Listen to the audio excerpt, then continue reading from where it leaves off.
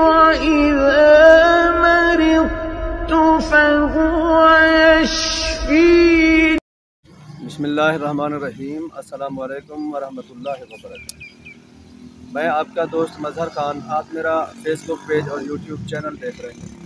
دوستو، اکثر لوگ اس وجہ سے پریشان ہوتے ہیں کہ ان کی تنخواہوں میں برکت نہیں، اخراجات پورے نہیں ہوتے۔ تنخواہ جب ملتی ہے تو دوسرے دن پھر ختم ہو جاتی ہے، پھر پورا مہینہ پریشانی میں گزرتا ہے۔ اگر آپ کے ساتھ بھی یہ صورتحال ہے تو آج آپ کو ایک ایسا عمل بتانے جا رہا ہوں، اگر آپ وہ کر لیں گے، کرتے رہیں گے تو انشاءاللہ آپ کی تنخواہوں میں اتنی برکت ہو جائے گی کہ آپ کی سارے جو اخراجات ہیں وہ بھی پورے ہوں گے، آپ کی پریشانی ختم ہو جائے گی۔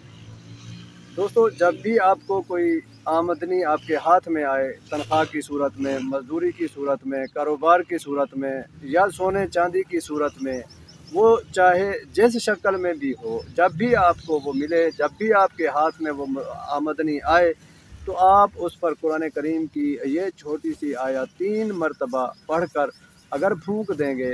وہ آیت کون سی ہے؟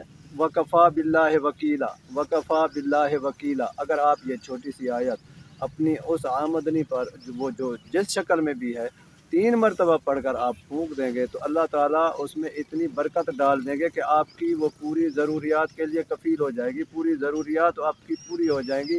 اتنا اس میں برکت آ جائے گی کہ آپ کے جو وہ اخراجات ہیں جن کی وجہ سے آپ پریشان ہوتے ہیں وہ بھی پورے ہو جائیں گے، آپ کو مہینے بھر پیسوں کی کمی بھی نہیں ہوگی۔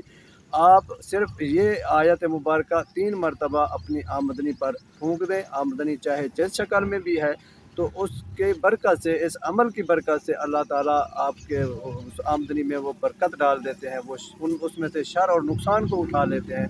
اللہ تعالیٰ آپ کے لیے آپ کی اس آمدنی میں انعام کی صورت میں برکت ڈال دیتے ہیں، اور وہ پیسہ آپ کے لیے، آپ کے گھر کے لیے نقصان اور شر کا نہیں بلکہ فائدے کا باعث بن جاتا ہے، اور اس میں برکت ہو جاتی ہے، آپ کی پریشانیاں ختم ہو جاتی ہیں۔ تو آپ یہ چھوٹا سا عمل ہر مہینے یا جس وقت آپ کو کوئی پیسہ، کوئی آمدنی ملتی ہے پڑھ لیا کریں، تو آپ کی یہ جو پریشانیاں ہیں آج کل کے دور میں، بے برکتی کی پریشانی ہے، یہ بھی ختم ہو جائے گی، آپ کے اخراجات بھی پورے ہو جائیں گے انشاءاللہ۔ وآخر دعوانا ان الحمد للہ رب العالمین۔